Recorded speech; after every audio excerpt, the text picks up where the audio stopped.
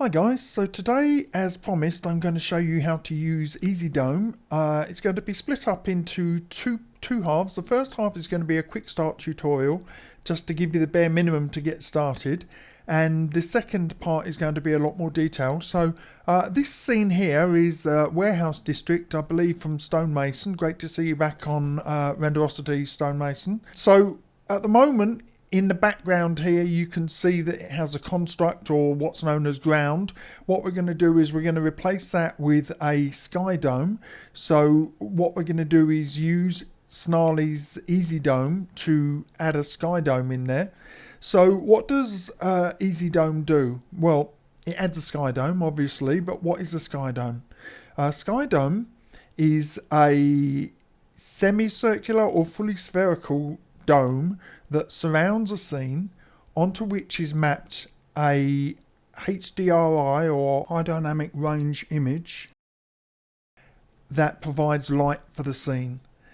Basically it provides much more natural light in a 360 degree direction, or a 180 degree direction if you're using a semisphere. So what we're going to do first of all, then we're just going to get the program. So you can get the program from this address here. I'll put this address in the underbar afterwards, and you're looking for sIBL 1.6 for now. There is a newer version, but I suggest you stay away from that for now.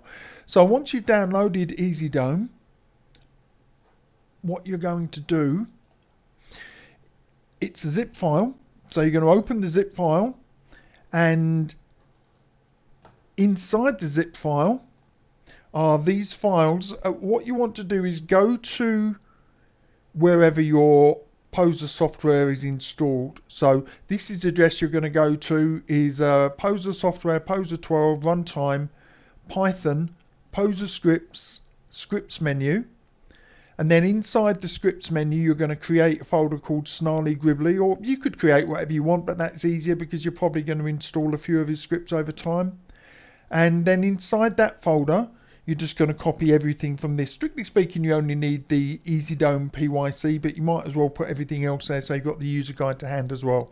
So you're just going to drag that from the zip. If you're on Windows, the zip, Windows automatically recognizes zip files. So you're just going to copy these files into the folder you created, or just to the scripts menu level above. And again, this is wherever you've installed your Poser software. So for me, it's C, Program Files, Poser Software, Poser 12, Runtime, Python, Poser Scripts, Scripts Menu, and then Snarly Gribbly. So I'm going to drag those across to there. And then the program's going to be ready to use. So I'm just going to shut those windows down and return to Poser. And here's my scene that I've created. And you'll find your script in Scripts, and then if you created the subfolder as I recommended, you'll then have Snarly Gribbly, and then there's sIBL. So we're just going to click on that. When you first come to the program, it's not going to have any domes within it. Basically, it has the capacity to create skydomes, but it has no images. So here in the library is where the images are. In a sense, the library should be the first tab, as it's the first place you're going to visit. But anyway, so here's the library, and one of the first questions that I was asked is, where do you get the images? Well, the program uses what's known as sIBL format images, and you can get your sIBL format images from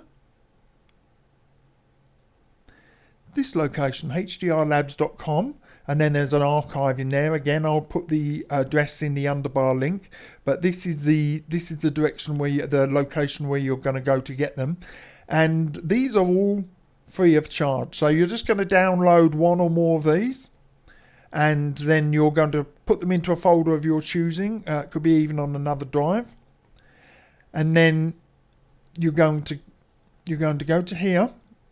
And where it says IBL, you're going to create a preset by clicking on that, and then going to wherever your images are. So for me, my images have been saved in HDRIs, sIBL. I've also converted some as well myself from other HDRIs.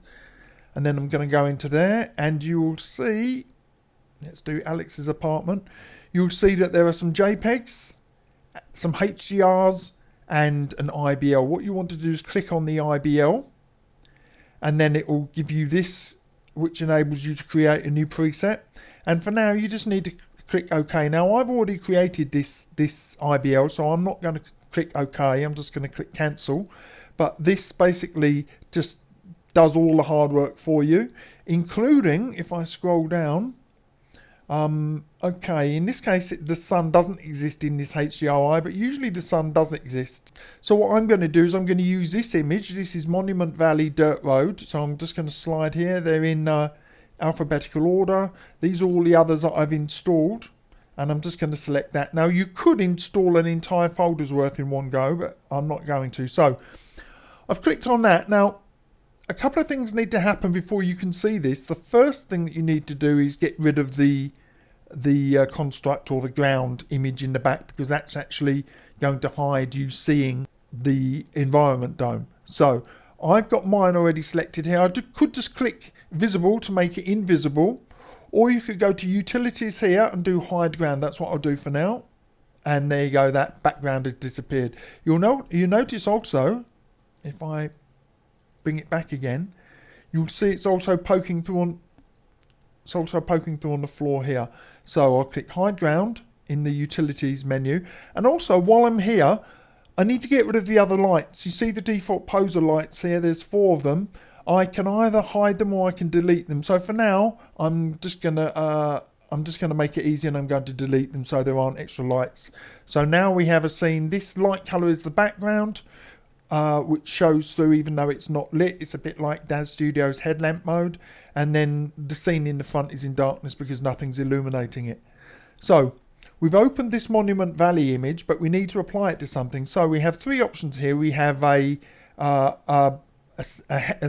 semicircle, we have a full sphere, and we have a semicircle mapped onto a full sphere. So that's if you have a full spherical map but you only want to use the top half of it. So for now we're going to use a full sphere because almost all of the sIBL images are full spherical images. So what we do is we click on this and it brings the sphere into the background there, and now that's hidden the background so the scene's gone darker. So what we're going to do is apply this image that we just loaded here. And there you are, you can see it applied now. Because it has ambience, it shows up even though there's no other lighting. And this image is now shown. So we could choose other images in this background and apply them if you wanted to see different effects. But we're just going to go back to Monument Valley. Oh, I've added a sun. Do you see where I clicked there? I added a sun. So let's move that to there. I don't know if there was a sunlight in this image. In fact, let me reload that. I'll just click off it. Then, no, so there's no sun in this image. So wherever I add the sun is not going to be the same as the sun in this image. So what I'm going to do is I'm actually going to click on this sun, and now I've added a sun at that position. Now, what colour should that sun be? Well, I can actually edit this to change the sun colour. So the colour here is actually a kind of a creamy colour, but if it didn't already have a colour, what I could do is I could load the image into Photoshop, the JPEG image, and then use the colour picker in Photoshop, which is, where's the colour picker? Well, I'm really bad at this. Okay, the colour picker here to pick the sun, and then go into here to find out what colour that is. So here I've got the RGB values, 255, 252, 240. Okay, so, and then I'll transfer those values across. For now I'm not going to do that. So I have the sun, and I know that the sun is that colour, and the sun has now been added to that location. So I'll just switch that position off. But at the moment the sun is not in the scene, so I just go to main. So I have my full sphere skydome. Now I just do add sun, and it adds sun of that colour. So at the moment the sun is really quite low, as you saw in this scene here. See, it's really low in the sky, and the sun is straight on. So I don't like the sun straight on because the shadows are not so good. Oh, actually they're kind of slightly to the side, but I'm just going to rotate that around a bit to get a bit more shadow interest. So which way do I need to go? I need to go minus. There we go. So it's just brought the shadows round to the side. So there you go, guys. I've actually added a sky dome. I've taken the lights out and I've created a sky dome. So now when I render that scene, if I don't accidentally click off there, when I render that scene now, that sky dome and that sun will create illumination and background image. As you can see, it's only rendering on low resolution. The background image obviously is not really positioned for this scene. It's, you know, the image looks like it completely inappropriate image. Okay, so I'm going to stop there because there's lots and lots of things that we need to go over, so because that is kind of the most basic possible version that we could have done. Okay, so now let's go back to scripts.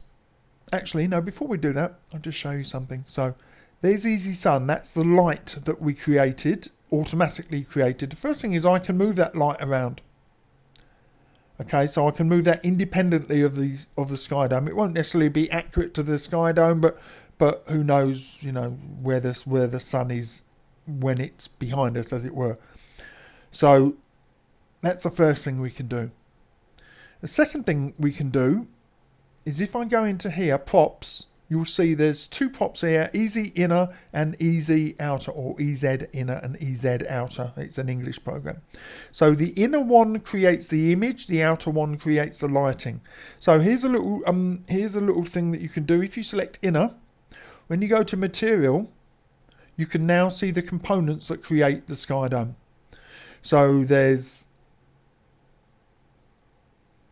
the sIBL image over here, and then that is coloured by these modifiers which you can adjust, the HSV, contrast, blah blah blah blah blah. Then they're plugged in here into the poser surface node. Okay, if we now go back to Easy Dome, we can re-edit the dome that we've already created. We can change different backgrounds, all kinds of things like that. Okay. But let's just look at some of the options. So I mentioned to you about the library. Here's my library at the moment, and I've created those by adding them one at a time. But what you could do is go here to the configuration settings, and you could enter a folder address here. Let me see if I've got a folder address here. And then I could just import every sIBL image from that folder. So what is an sIBL, and why would you want to use them? Well, sIBL stands for Smart Image Based Lighting. With a normal HDRI image, HDRI stands for High Dynamic Range Image, they can often be used for what's known as global illumination. And global illumination is a way of simulating the fact that real light bounces around a scene. So in a sense, ray tracing does that anyway, because lighting in a scene bounces off every surface and creates other colours as it bounces. You know, for example, if you had a green wall next to a white rectangle, the white rectangle would pick up some of the green light from the wall.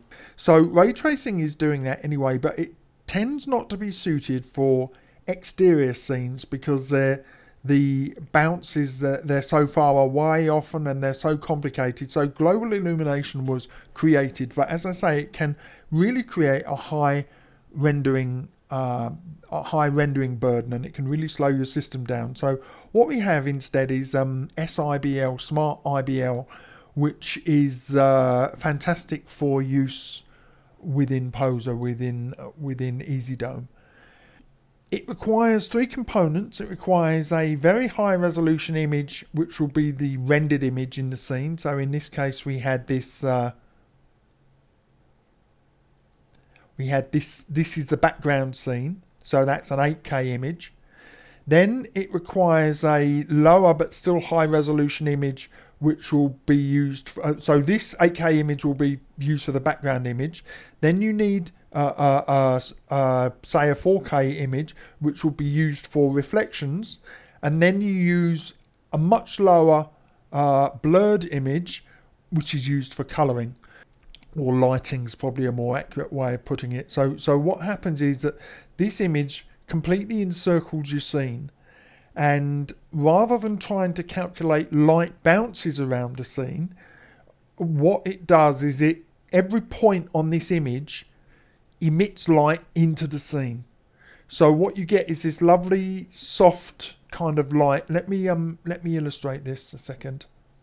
So if I take this scene here, and I've already started to render it, you can see the scene with just the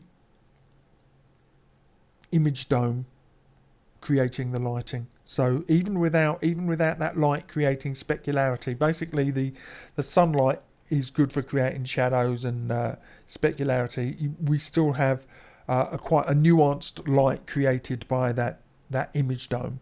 So then when I turn that back on, they combine together. You get the punchiness of this sunlight, or it could be an overhead light. You can use it for indoors as well, although it kind of defeats the object. But you know, because indoors you can use bounce light because there's not so many things to bounce it off, and the things it's bouncing off are not too far away.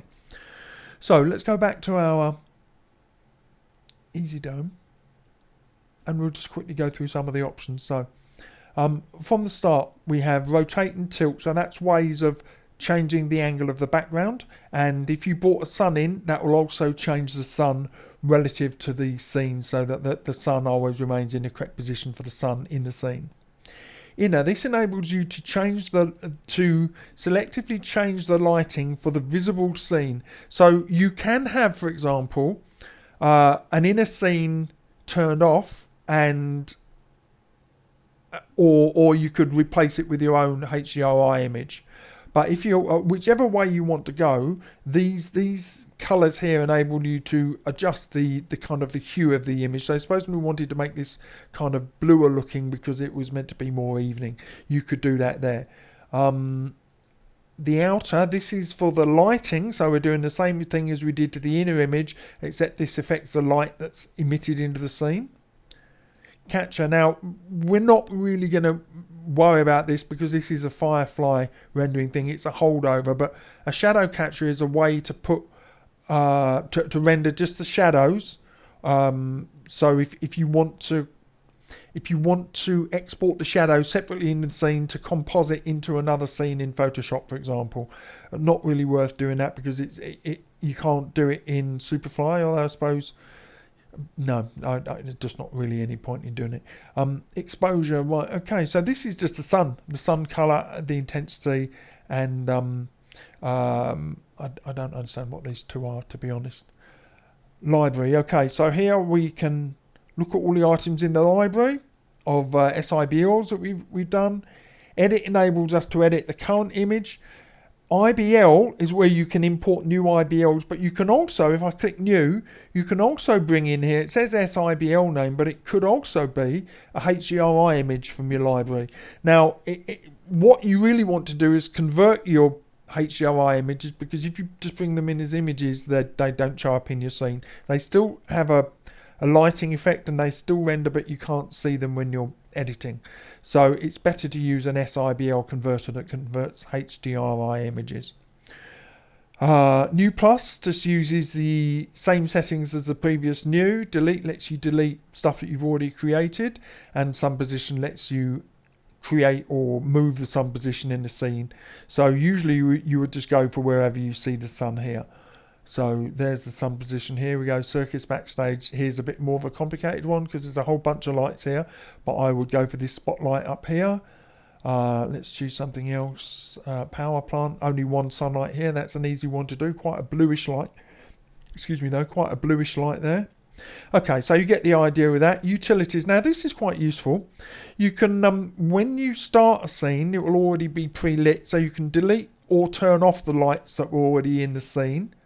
Also, you can save the material because, as I said before, the material is just projected. It's basically a material applied to the sIBL here. So you can save them to your library and then apply them independently of sIBL. So that's kind of a nice little feature there. Let me go back to here. Hide ground, well, I've already discussed that. This hides a construct at the beginning. Delete metadata tags, it creates metadata tags, but you might not want them. And hide domes just lets you hide and show the dome that you've created. So that's really quite straightforward. We will go over another time how to create your own sIBL images, but for now, hopefully, that has given you enough to get started with sIBL. It's a fantastic program. Thank you again to Snarly for it. I personally find that anything that's got sky in, so Etnies Park, let me have a look at my favourite ones here. Hamaraku Bridge here, that's a really nice one. Etnies Park Centre, another nice one, it's got a lot of sky in it. Ditch River's probably my favourite one, just gives a nice lighting, it's underneath the kind of aqueduct. For the indoor ones, there's a factory one somewhere, a power plant here. That's another light one. Where's that indoor one gone? Factory catwalk, there you go, that's a nice indoor one, a much darker one. Anyway, I think I've covered the basics there, guys. Let me just tell you one more useful thing that you need to know. So I've got a scene here. If I render this scene, supposing that instead of being a scene, I was using this global illumination sIBL thing to just create a nice colouring for a figure. Perhaps I was making thumbnails for or cutouts for advertising for a product that I was making, or perhaps I was making a poster where I needed to have just rendered figures without a background. Usually in Poser, what you do without a sky dome, you'd just have the background would show through, and that would be transparent when you save the scene. But with a sky dome, the background is hidden by the sky dome. So what you can do is you can go into Easy Inner, and then if you just click Visible in Camera, that will now be invisible when you render that, but you'll still get the benefit of the outer lighting. So if I now render that, you'll see the background is disappeared, and when you save that, that will now save as transparent. Okay, so that's a kind of a useful one. Now there are a few other things you need to know here that can be useful. What happens if you load a scene and your sky dome doesn't show? Well, we already talked about the ground. So the ground initially hides the sky dome. The ground dome is closer than the sky dome. But what if that's turned off but you still can't see it? Well, you could need to change your camera focal length, but because you see, as I move out there, even though I can now see the entire scene, I now can't see the sky dome. So what I need to do, if I want to move back further, I need to move close enough so that the sky dome's in the scene. And then what I'm going to do, I'm going to go to my main camera and I'm going to change my focal length here. So now the sky dome remains visible, but I can move the camera further away from the scene. So that's a kind of a useful one. And I think that's enough to get us going, guys. I hope you found that useful, and I will speak to you later.